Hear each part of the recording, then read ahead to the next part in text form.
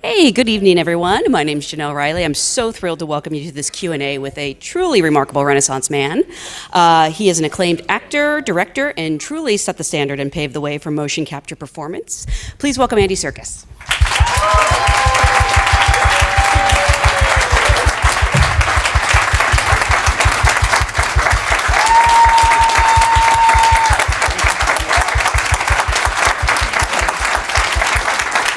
Wow, thanks. That's amazing. Thank you so much for being here. Congratulations on a great year. You also made your directorial debut, or film debut, I should say, this year with Breathe. Although I think you shot another movie first, but the effects are taking so long. Breathe came out first. That's absolutely right. So Breathe actually came in the middle of me completing Jungle Book, which I actually started and shot in 2014, 2015. But the post-production, as you say, was so long, and then we had this incredible window of opportunity to shoot with Andrew Garfield and Claire Foy last year. So we jumped onto that, raised the money very quickly once we had that opportunity, shot that for 7 weeks, and then went back onto Jungle Book, which will come out, I promise you, one day. One day. And just out of curiosity, do you ever take a vacation? Or is it I try and steer away from the vacation. Well, thank you so much for being here. This is an audience full of SAG actors. So I always like to start by asking, how did you get your SAG card? How did I get my SAG card? Well, I guess it was around the well, it would have been Lord of the Rings, I guess. Really? Actually. Wow. I guess it was, yeah. I guess it was around that time. Yeah. In fact, coming out of Lord of the Rings, going on to my first movie, coming out of Lord of the Rings, which I think was 13, going on 30, actually. So maybe it was the Thriller dance that got me my SAG card. Possibly.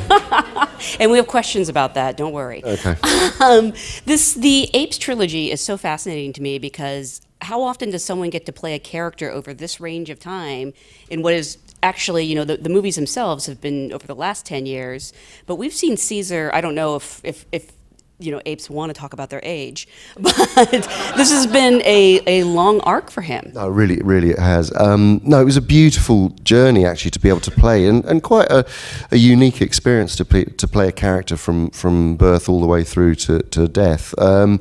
And for that character to be an ape as well was an extraordinary thing. And also the great thing about that journey was not only was he aging and changing and redefining himself throughout all of the movies in terms of going from being a pure chimpanzee to a revolutionary leader to a founder of a movement, a society, through to a leader in time of war who then suffers very personal loss, but also this evolutionary journey over the course of 3 movies. So going from being pure chimpanzee to very human-like in intellect and emotion and psychology and physicality. So all in all, it over the last 6 years, I just it has been the most exacting and thrilling role to play for all those reasons. And this reunites you with your previous director on Dawn, Matt Reeves, who is just a genius. Absolutely. Did you guys always sort of know this was how Caesar's story would end, or did he come to you after you had finished Dawn and said, hey, I have an idea? He pitched me this movie about 3 years ago. So he and Mark Bombach had just after Dawn had happened, and that Dawn had come out, and the studio wanted Matt to continue, and Matt wanted to continue, and he had a very firm idea about the sort of the time jump between the second and the third movie, and that he really wanted to make this last film, very much a Caesar-centric story, and see it completely through the eyes of apes. He actually wanted to do that on Dawn, but it was because of the conflict between ape and humans. There is more of a sense of seeing the world through the human point of view in Dawn, and so this was what he truly wanted to do, which is to lead the audience completely through the eyes of the ape's experience, and particularly Caesar's, so that we can look at ourselves in that way. So he sat down and pitched me the idea of this story. So I knew what was going to happen at the end, but it was the very final scene where Caesar fades away.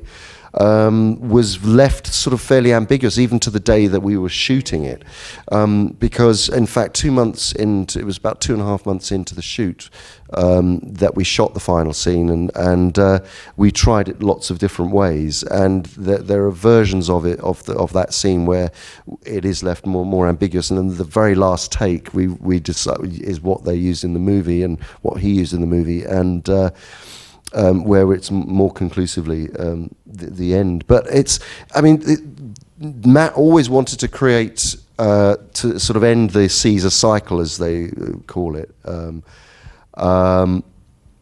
The getting to a point where Caesar becomes, if you were 1,000 years in the future, the apes would look back and go, this was the seminal character in ape history that freed his kind, brought them from bondage, and brought his people to freedom, and that he was a quasi-religious kind of character, a Moses-like character, and that was always the intention. Yeah.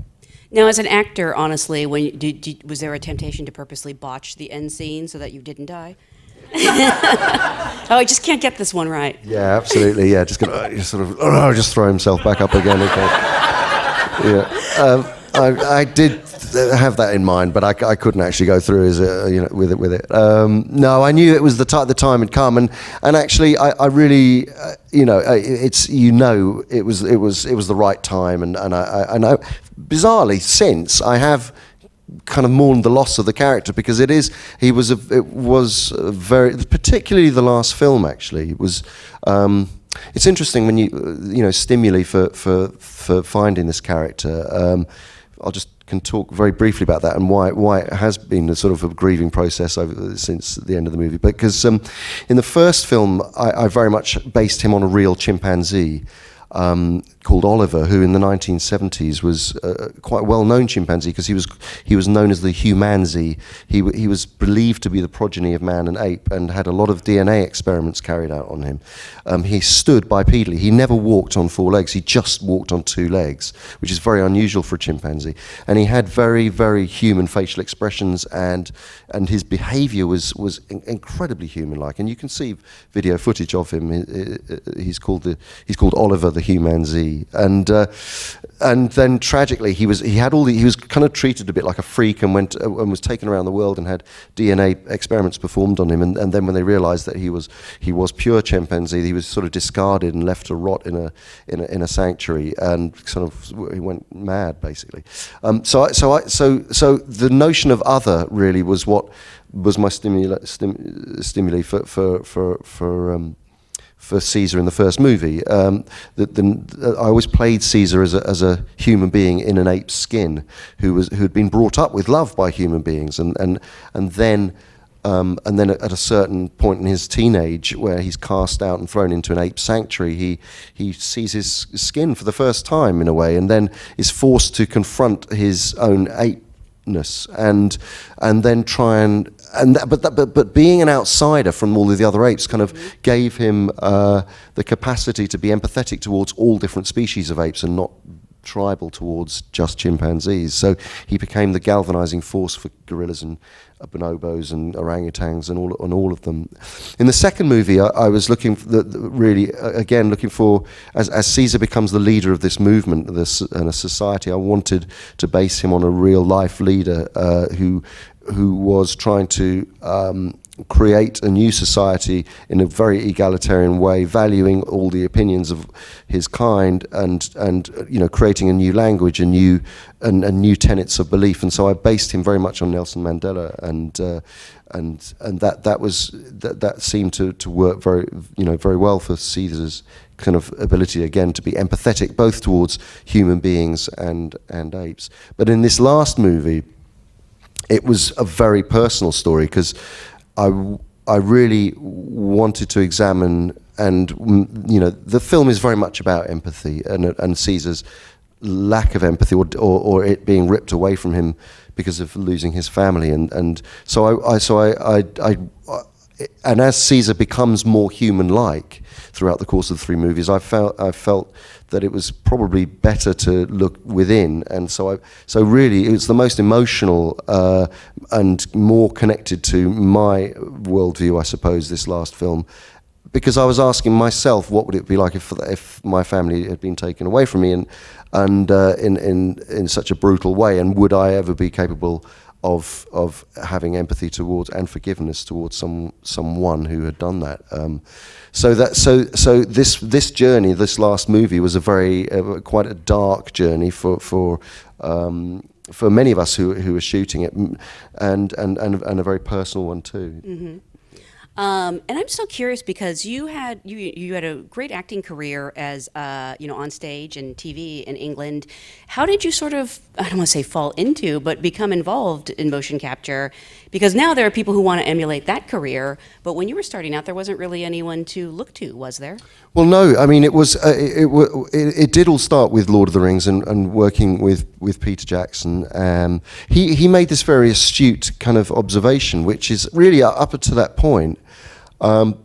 Visual effect characters really belonged to the visual effects teams and animators, and actors had nothing to do with them.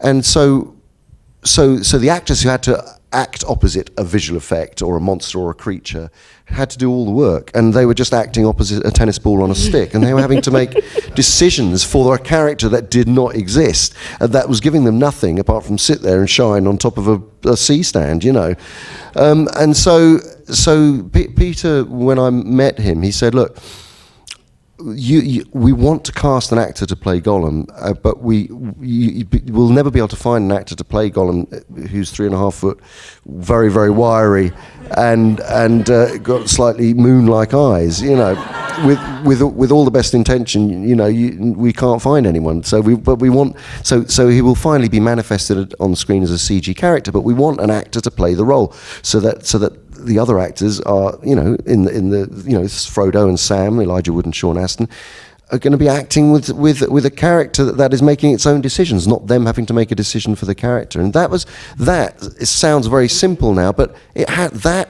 very process had not been done. Peter had isolated this kind of key thing, which is you can bring these characters to life and humanize them and give them an emotion, and they can be played. And so that was the birth of it. And in fact, it wasn't until the end of Lord of the Rings when we were doing the last pickups for Return of the King. And I'd been through the whole process and was, just thinking, well, I'll be going back to leading my life as more conventionally as an actor, going back to working on stage and in film and TV and so on. And it was. I remember very distinctly. It was Easter in 2003, and it happened to be my birthday, and he invited me over to his house, and he gave me one of the rings from the Two Towers, the one that was used in the Two Towers, and said, "This is your birthday present, and would you like to play King Kong?" And I was like, I said, what? And he said, yeah, we're going to be doing King Kong next, and I'd love you to play King Kong. And for me, that was the moment that I realised that it was the end of typecasting. Because if you can play a 3.5 foot ring junkie and then a 25 foot gorilla, you can play anything. Yes. And that was from that day on, I realised that there was this incredible opportunity, this technology that would allow actors to, regardless of their size, their colour, their shape, their age, their sex, it doesn't matter what you are. Now you can play absolutely anything, and that philosophically, from an acting point of view, was like the greatest 21st century tool an actor could ever have, and so that is what has driven my desire and passion. And why I've been so evangelical about it, and not just taking roles because of this, it's the use of that technology, but because there are roles out there which can be created and fully performed and acted in a very conventional acting way, but that then is manifested as something entirely other. So that was the turning point. There's actually had a great question from the audience about that from Jessica. Is it Nao? No? Oh, great. Wants to know, how does your preparation for performance capture differ from your preparation for live action in a film, and how does your performance differ? Well, I have to tell you all. I mean, has anybody else worked in performance capture at all? Or oh, right. Okay, great. Okay. So, well, you'll know. There is. It's very, very important to understand this. there is no difference. There is no mystery behind performance capture. It is just acting. And it's, instead of putting on a costume and makeup and standing in front of a mirror and going, well, I like this jacket for the character because it makes me feel this, and or I'm working on the character and the physicality's like this, and these pair of shoes help me feel that too, and blah blah blah. Like you do normally. That's the only difference is you do not have a costume and makeup. You don't have a stimulation from that. But what you do have is, in the rehearsal process, is that you have a magic mirror, which is you put on a performance capture suit and you stand, and then you can see the avatar of the character that you're playing, and you can lift your right arm up, and then the right arm of Caesar will come up in real time, and then you can start to move around, and then you start to sense that, okay, if I slightly overarch my back here a bit, so you start to become the puppeteer and the marionette at the same time, and then you start to calibrate your movements, it's like a sort of it is like standing in front of a magic mirror, and finding how your body calibrates to the digital puppet, a very sort of basic but a sort of a grey shaded version of the character. And then you put all that away, and you've done all your physical research, and for instance, if you're playing an ape, and then you go on set, and then you're just shooting. You're just shooting as you would any live action character. You've found the physicality, you've done the backstory, you've worked on the emotion, you've worked on the psychology of the character. In this case, it changes over the course of 3 movies because he's changing all the time. But there is absolutely no difference between playing a performance capture role. Performance capture isn't a genre of acting. It's not a special type of acting. And I think people get confused about that. It's a technology. It's a different bunch of cameras. That's all it is. And so in effect, what you're doing. So for instance, in this movie, the scenes with Woody Harrelson, I'm acting opposite Woody. Matt filmed. We talk about the scenes, we rehearse the scenes, we shoot the scenes very conventionally. And then Matt then puts our performances into the cut, and cuts with not Caesar's face, but my face for months and months and months and months, and all the other actors playing Apes, Terry Notary, Karin, Konoval, all of the great actors, Steve Zahn. He's cutting with our faces until literally sort of 2 or 3 months before the film's complete, where the visual effects start to come in.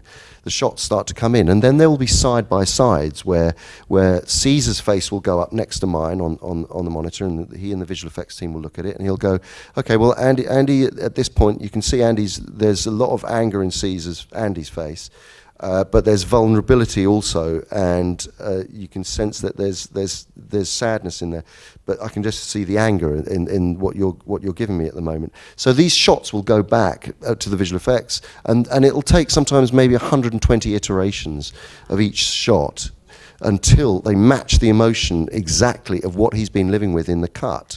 So it's very, very important to understand as actors what it is that performance capture is, because when I've gone on over the years about there is no difference between performance capture acting and live action acting, that's what I mean. The process of being on set, acting, and working off your fellow actor is exactly the same. It's interesting because I know in this movie, but also like in Dawn of the Planet of the Apes, people who hadn't done mocap before, like Judy Greer, join the film. Do they turn to you to be an acting coach or a guru of sorts? We actually have a brilliant Terry Notary is a fantastic performance coach, and he came from Cirque du Soleil, and he worked very much. He's a great physical performer. Not a sort of an actor in a classical sense, but he was a gymnast originally, actually, and a fantastic physical performer. But he works with, and I've worked with Terry on many films, and going back into The Hobbit when I was directing the second unit on that. He for instance taught all the actors how to be orcs or elves or dwarves, and in this it's whether it's an orangutan or a gorilla or so he is brilliant at doing that. That's what he does. But people did look to me for that sort of acting side of it, and I said to them what I've just said to you guys, which is it's because it's. You can do all the research that you like, and Steve Zahn came up against this. He spent ages obsessing over which ape he was going to model him on, and all that. He did a lot of studying, but you realise it comes down to that's just room 101. That's just sort of learning the dance steps for a choreography. It's then you have to interpret the dance. You know, it always goes back to, well, who's the character, and that's just an acting thing. It's who is this ape? Who is this? So he based. He basically thought of Bad Ape as a very lonely, slightly psychotic hobo who was very lonely and hoarded shit, because he had no company, and then but was also living with the loss of losing his child as well. So it always comes back to real human emotion. Is it difficult for you to then go and do what might be considered traditional acting and not have that visual to play with? Are you a little disappointed? No. Again, it's sort of the transition between going in and out of live action conventionally and then performance capture is this. You're playing a character, so you don't think about it either way, actually. Yeah. I have a question. I think it's Ari Floyd. Is that correct? Wants to know, how much did the earlier versions of the Ape franchise serve for you as a research when you prepared for this role? You know what? I thought you sort of answered this. I thought you meant like the earlier. You mean the original, like 1968 yeah. Planet of the Apes? Well, it's interesting. I loved that. The original films I loved, and. But I watched a documentary about the making of the first Planet of the Apes, and Kim Hunter was talking about how it was to wear that amount of prosthetic makeup, because of course at that time, 1968, those films were going to live or die on the makeup, and John Chambers' makeup was totally groundbreaking. But they had 4 or 5 hours of prosthetics every day, and it was so thick at that time. The materials that they were using were the prosthetics were so thick. Kim Hunter said, and I vividly remember her saying, all we could do was just kind of move our faces around, inside this rubber to just kind of, make sure that it felt animated in some way so that it looked alive. We'd look in the mirror and we'd be going, sort of really moving our faces around, and nothing was happening, So. And we, of course, with performance capture, you don't have to deal with any of that. It's you can play incredibly internally. You're not demonstrating. You're not pantomiming, or you're not kind of over. Again, that's another misconception about performance capture, that you sort of have to do big grand theatrical gestures and so on and so forth. And it's just that's just not the case. You can play. A lot of this film is in close-ups. A lot of you'll notice. A lot of the emotion of this movie is carried on in long close-ups on the apes' faces, and that's actually what Matt wanted to do. He wanted to make a very internal film, given it was called War for the Planet of the Apes. It was still it's a very psychological kind of take. Are you prepared? I mean, I don't know if there's plans for more Apes movies, but are you prepared for them to proceed without you, or is there part of you that's like, maybe Cornelius grows up and, looks like his dad? Look, the great thing about performance capture is, of course, you can come back as anything, as I've said, and so who knows? I mean, I absolutely love this franchise. I love the metaphor. And the allegory of apes, and seeing the human condition through the eyes of apes, because I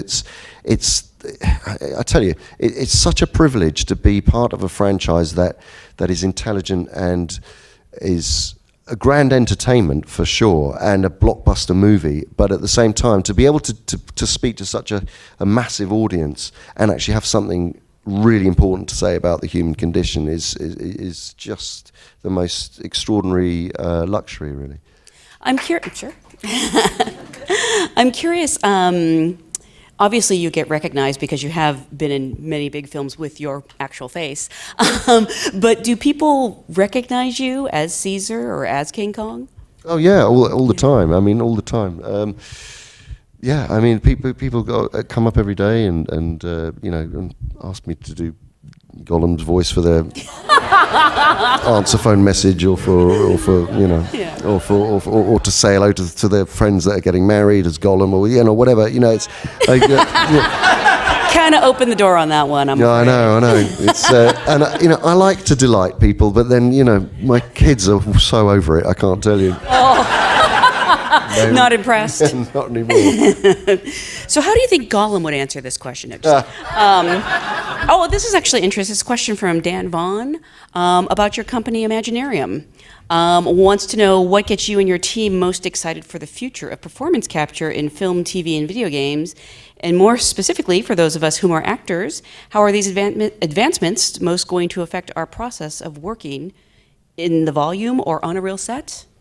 Well, I have to say, performance capture is, as I say, the greatest 21st century actor's tool imaginable, because it's now not just the remit of blockbuster movies. It can be because of rendering costs coming down and because of video game engine technology, which is real time rendering processing, which means that you can create content for television, so repeatable TV series.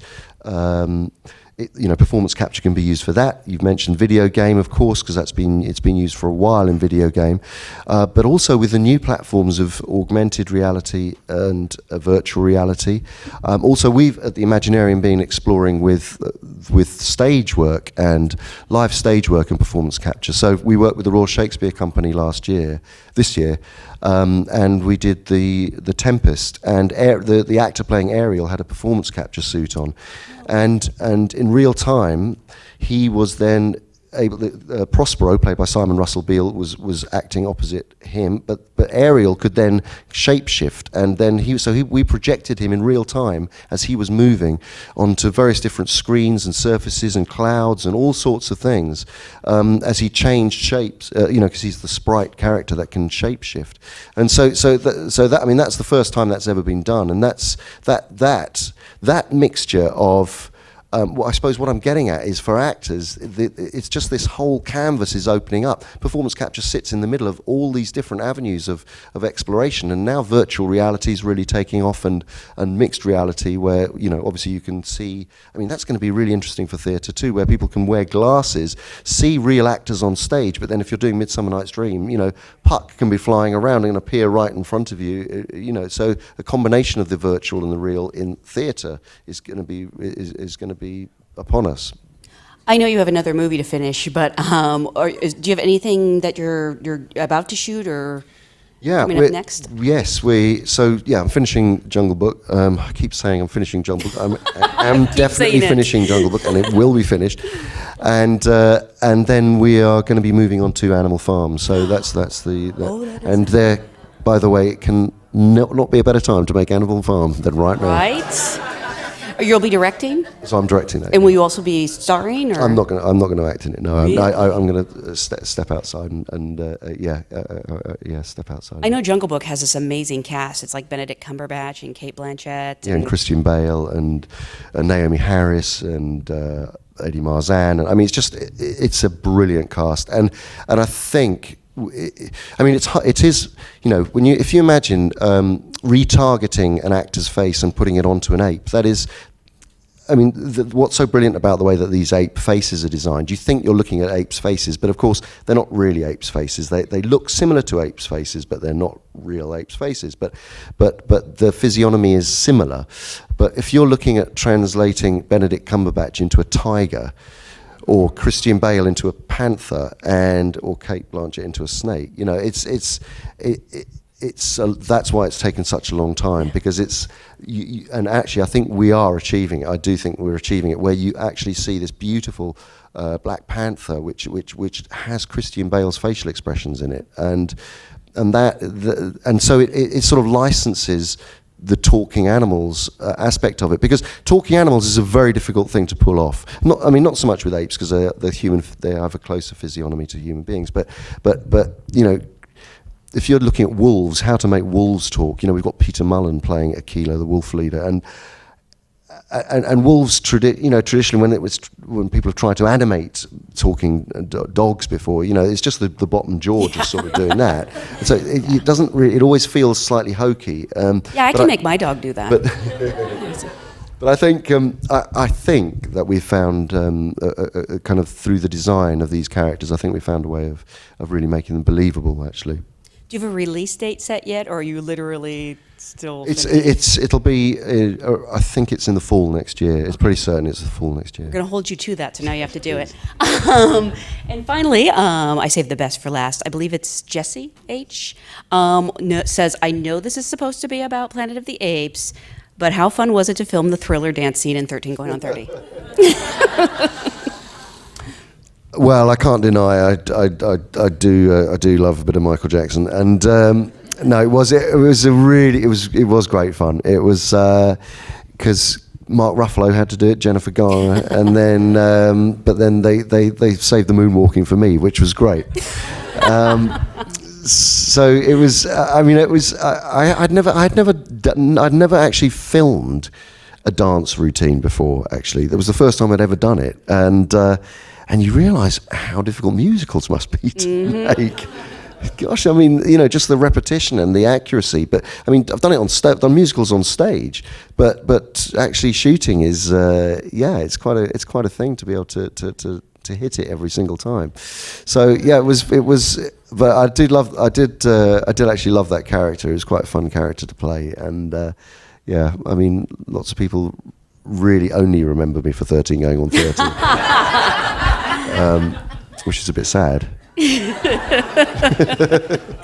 Well, I want to remind people, this movie is actually available on all your regular channels. I actually got it on Amazon, which was really cool. So glad I saw it in a theater first, though. And Breathe is now in theaters. Yeah, Breathe is out, and I would really hope that that you'd go and see it. It is actually a beautiful story, and I don't know how many people have people here seen it. I've seen it. Yeah. Okay, so well, a lot of people are probably coming tomorrow. It's I still, bet. Yeah, right. So tomorrow night, are we doing?